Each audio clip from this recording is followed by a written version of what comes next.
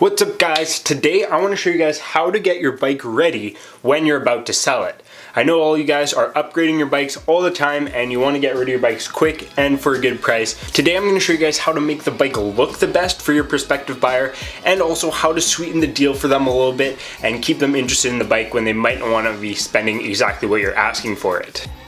First thing you're going to want to do is just to clean up the bike, make it look a lot nicer. I've cleaned up the bike already quite a bit. I do want to work on the chain and cassette area since they are still pretty dirty.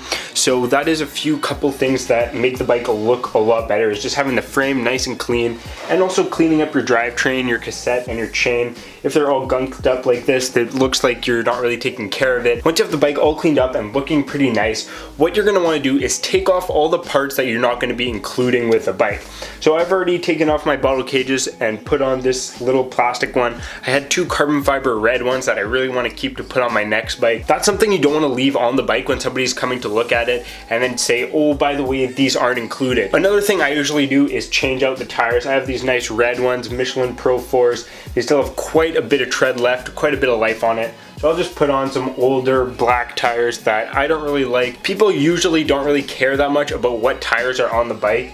I know these red ones do make the bike look quite a bit better, but I'm gonna just put on some black ones. Another pretty important one is the saddle. I have this one, which is the one from Astute that I just recently got, and I'm gonna be taking this off and putting on a cheaper giant saddle. I usually go from bike to bike with my saddle. I have another one that is my Cell Italia, which is my main saddle that I would never give away with a bike that I'm selling.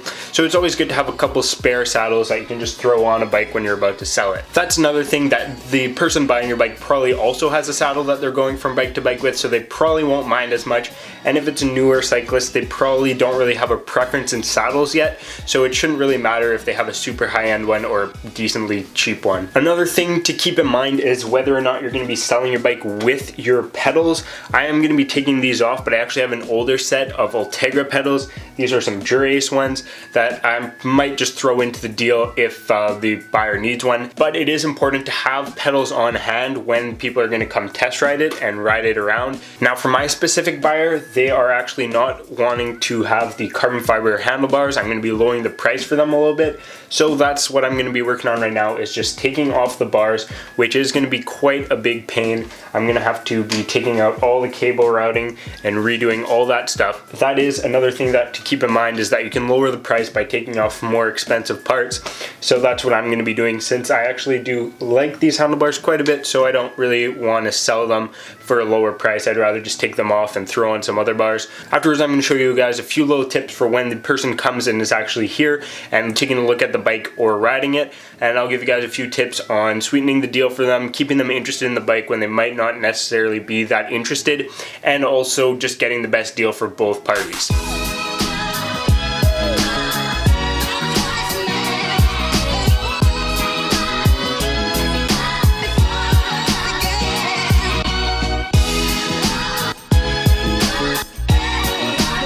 Back at you guys again. It is the next day. That's obviously why I'm dressed differently. It took quite a bit more time to do the work on the bike than I expected it to. Just switching out these bars, having to redo all the cable routing is a little bit complicated, and that's obviously not going to apply to every bike and everybody who is selling their bike. That was only in my specific case where I want to change out the handlebars.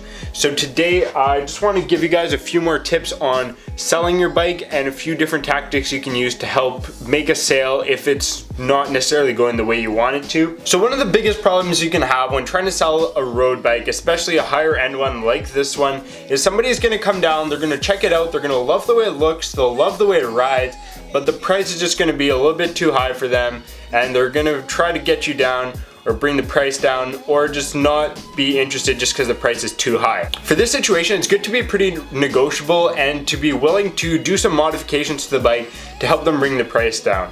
If you were originally selling it with a really nice saddle, you could offer them to sell it to them without the saddle for maybe $100 less, or to switch it out with a different saddle, bring the price down a little bit lower.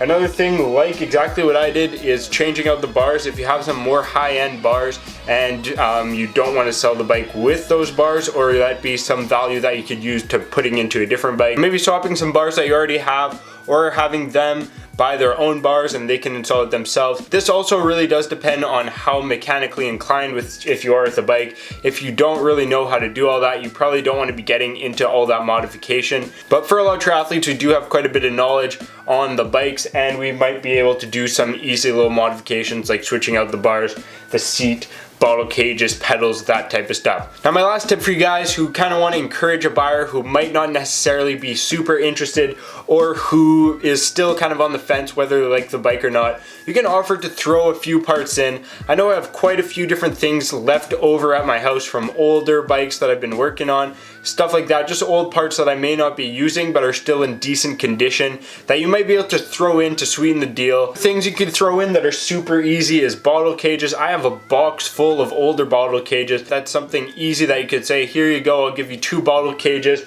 I can even put them on for you. Saddlebags are another thing you could throw in, or an old light, something like that. I find that all these little knickknacks may not be very useful to you, but might be something that could help somebody who's just getting into the sport or is just getting the first road bike, would definitely help them out. So if somebody is just on the edge and not 100% sure if they want to buy your bike or not, throwing in something that doesn't really have much value to you might really be something that could entice them to purchase the bike. If they're a newer rider, they might not have all of these little knickknacks that a lot of us do have, and that might be something that is really useful to them, and they might just say, oh, I really did need a saddlebag, I was looking at buying one. If you just give me one right off here, that would be a perfect deal, and they'll take the bike. So that's why I think the most important part is just to be flexible, be willing to do a few different changes if that's what the rider and that's what your buyer needs. I hope you guys enjoyed these tips, and good luck selling your bike. Hopefully this bike gets out of here soon so I can actually upgrade. I definitely have something in mind, so give me your guesses down below in the comments. I'd love to know